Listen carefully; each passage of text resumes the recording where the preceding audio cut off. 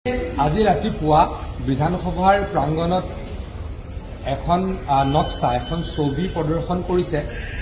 তাতে মুখ্যমন্ত্ৰী ডাঙৰীয়াক তেখেতে ধৃতৰাষ্ট্ৰ বুলি কৈছে।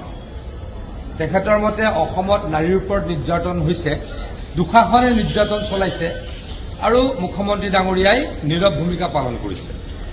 মই অসমৰ ৰাইজক ক'ব খোজো যে মুখ্যমন্ত্ৰী ডাঙৰীয়াই নাৰীৰ সুৰক্ষাৰ কাৰণে কিমানখিনি কৰিছে আৰু তেখেতে অতি দৃঢ়ভাৱে নাৰীক যোনেই গাত হাত দিছে, নাৰীক বেয়া ব্যৱহাৰ কৰিছে, মুখিমূৰ কৰিবলৈ অহৰহ প্ৰয়াস চলাইছে। মই এতিয়া এটা কথা ক'ব খোজো, অসমত যিসকলে নাৰীক ধৰ্ষণ কৰে, নাৰীক দুৰ্ব্যৱহাৰ কৰে, নাৰীক অসন্মান নকৰে, মেক্সিমামেই হৈছে 90% হৈছে এটা বিশেষ সম্প্ৰদায়ৰ ব্যক্তি। আৰু এই বিশেষ সম্প্ৰদায়ৰ ব্যক্তিসকলৰ পৃষ্ঠপোষক কোন, মুখ্য পৃষ্ঠপোষক কোন? অখিল গগৈ ডাঙৰীয়া। এই বিশেষ সম্প্ৰদায়ৰ দুঃশাসনসকলৰ জ্যেষ্ঠ ভাতৃ কোন? দুৰ্যোধন অখিল গগৈ ডাঙৰীয়া। গতিকে দুৰ্যোধনকো মুখিমূৰ কৰা হ'ব আৰু দুঃশাসনকো মুখিমূৰ কৰা হ'ব। আমাৰ চৰকাৰে এই ক্ষেত্ৰত কোনোদিনেই থমকি নৰয়। মই আকৌ কৈছো, যিসকল দুঃশাসনে নাৰীক অত্যাচাৰ কৰে, নাৰীক ধৰ্ষণ কৰে, এই দুঃশাসনসকলৰ পৃষ্ঠপোষকতা কোনে কৰি আহিছে? ককায়েক ৰূপী দুৰ্যোধন অখিল গগৈ ডাঙৰীয়াই। ক'ৰবাত মাটি দখল কৰিবলৈ তেখেতলোক গৈছে, তেতিয়া অখিল গগৈ ডাঙৰীয়াই হুলস্থুল কৰিছে। ক'ৰবাত গৈ নাৰী ধৰ্ষণ কৰিছে, আৰক্ষীয়ে ব্যৱস্থা লৈছে, অখিল গগৈ ডাঙৰীয়াই আৰক্ষীৰ বিৰুদ্ধে চিঞৰিছে। আৰু কোনোবাই গৈ ডকাইতিত লিপ্ত হৈছে, পুলিচৰ লগত মাৰামাৰি, পুলিচক মাৰিবলৈ গৈ এনকাউণ্টাৰত কোনোবা এনেকুৱা ডকাইত মৃত্যুমুখত পৰিছে। বিধানসভাত তালফাল কোনে লগাইছে? এই দুৰ্যোধন অখিল গগৈ ডাঙৰীয়াই।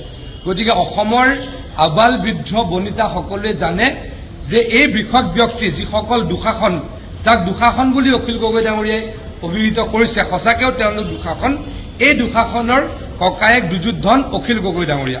গতিকে অখিল গগৈ ডাঙৰীয়া, আপোনাৰ ভাতৃসকলক বুজাওক যে নাৰীক ধৰ্ষণ কৰিব নাপায়। আপোনাৰ ভাতৃসকলক কওক নাৰীক সন্মান কৰক, তেতিয়া অসমখন বহুখিনি ঠিক হ'ব, বহুখিনি অসমখন শান্তিত থাকিব বুলি আমি উপলব্ধি কৰোঁ। নগাঁৱৰ মাছ ব্যৱসায়ীসকলে এজনীকে মাছ প্ৰেৰণ নকৰোঁ বুলি কৈ এক সিদ্ধান্ত।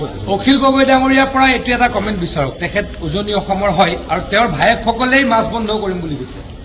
অখিল গগৈ ডাঙৰীয়াই যাক পৃষ্ঠপোষকতা কৰে, কংগ্ৰেছে যাক পৃষ্ঠপোষকতা কৰে, তেখেতসকলৰ ভাতৃ, তেখেতসকলৰ কোনোবা ল'ৰা, সেইসকলে উজনিলৈকে মাছ নপঠাওঁ বুলি কৈছে।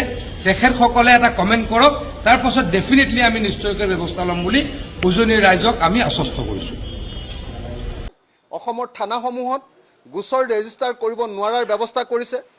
SP আৰু DC সকলক মাতি নি, DGPক মাতি নি বাৰম্বাৰ মিটিং কৰি গোচৰ কোনোপধ্যে ৰেজিষ্টাৰ নকৰিবলৈ নিৰ্দেশ দিছিলে।